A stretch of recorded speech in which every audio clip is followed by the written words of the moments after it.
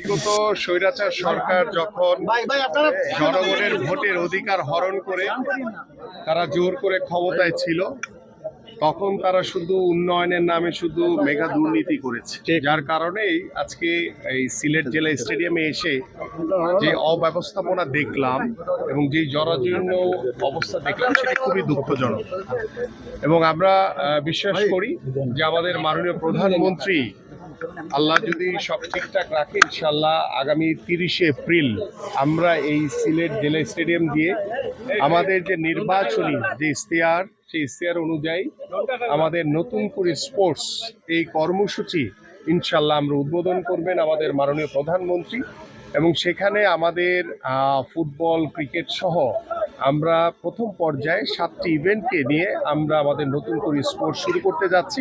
এবং সেই নতুন করে স্পোর্টস হবে আমাদের ভবিষ্যৎ যারা প্রজন্ম, যাদেরকে নিয়ে আমরা বাংলাদেশ স্বপ্ন দেখি, আমাদের সেই 12 থেকে 14 বছরের যে শিশু কিশোররা রয়েছে তাদের অংশগ্রহণের মাধ্যমে আমরা এই নতুন করে স্পোর্টস আগামী 30শে এপ্রিল আমাদের মাননীয় প্রধানমন্ত্রী ইনশাল্লাহ সবকিছু ঠিক থাকলে এই সিলেট জেলা স্টেডিয়াম সহ আমাদের 64টি জেলায় একই দিনে আমরা আমাদের এই নতুন করে স্পোর্টস আমরা উদ্বোধন করবো ইনশাআল্লাহ।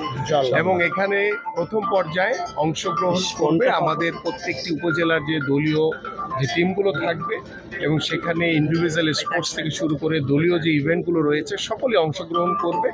এবং এখানে আমরা আশা করি যে সিলেট সহ সারা বাংলাদেশের আমরা যারা ক্রীড়ামোদী মানুষ রয়েছে, এদেশের সাধারণ মানুষ রয়েছে, সবাই অত্যন্ত ক্রীড়া বান্ধব একটি জাতি আমাদের এই বাংলাদেশ। এবং সেই বাংলাদেশের ক্রীড়াঙ্গনকে এগিয়ে নিয়ে যাওয়ার জন্য আমাদের মাননীয় প্রধানমন্ত্রী ইতিমধ্যে আমরা জানি যে গত 2 দিন আগে তিনি বাংলাদেশের সকল জাতীয় ক্রীড়াবিদ যারা রয়েছেন তাদেরকে বেতন কাঠামোর আওতায় এনে আমরা ইতিমধ্যে ক্রীড়া ভাতা প্রদান করা শুরু করেছি। তাদেরকে সম্মানী হিসেবে তাদেরকে ক্রীড়া কার্ড প্রদান করা হয়েছে এবং তাদের সম্মানী হিসেবে যারা গত 1 বছরে যারা বাংলাদেশের জন্য পদক নিয়ে এসছে তাদেরকে আমরা পুরস্কৃত করেছি।